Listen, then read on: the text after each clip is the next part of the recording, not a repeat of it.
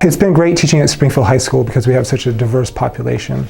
I think we're a third Hispanic and Latino, and we run the gamut. I mean, we have kids that come from middle-class families, and we have kids that have nothing.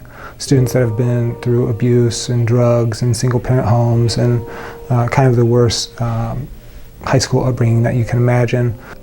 In the first year, we had a student who didn't own a pair of shoes outside of like knockoff Birkenstocks. We had a kid who bounced from 3 different apartments over the course of the year. Students who had never been, outside of Eugene and Springfield, and here we are taking them to rivers and mountains and all these beautiful places, and it gave them an opportunity to do things that they hadn't experienced.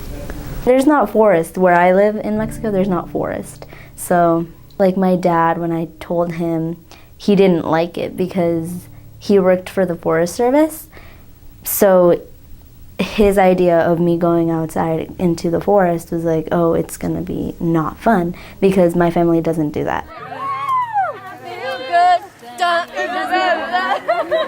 Journalism is so universal. My master's in journalism at the University of Oregon is a master's in science.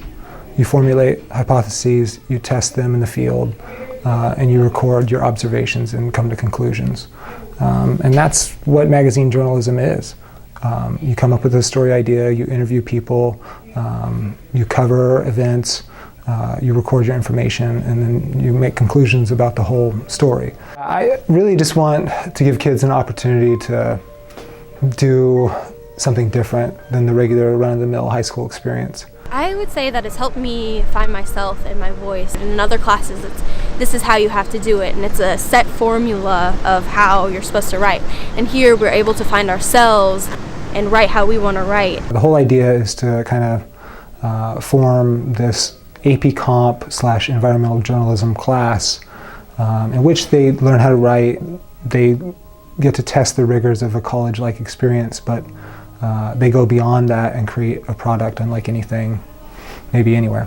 I think that makes it just more fulfilling and more applicable to the real world, because we're not going to have very clear-cut problems in our real lives, and so we're learning to think independently.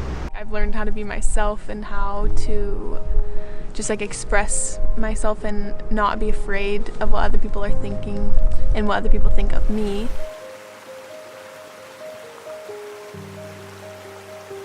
In a sit-spot situation, the kids sit down in a natural area.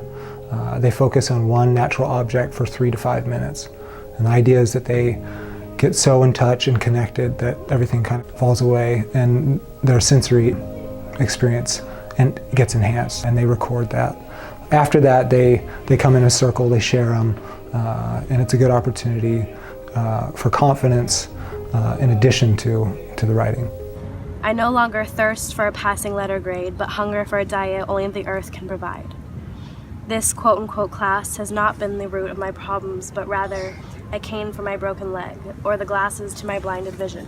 So there's this very logical link between English, where kids read nonfiction, they learn how to write the run-of-the-mill 5-paragraph essay, but they go beyond that and learn real-world skills.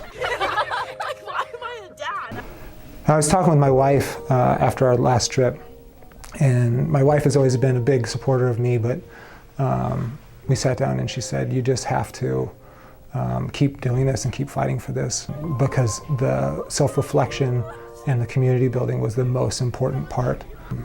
My wife said that she hopes that our 1-year-old son Emerson has that opportunity to have that kind of interaction with a teacher, but with their peers. She was amazed by what the kids have been able to do this year and the conclusions and perspectives they've built at 16, 17 years old. I have to read now. No.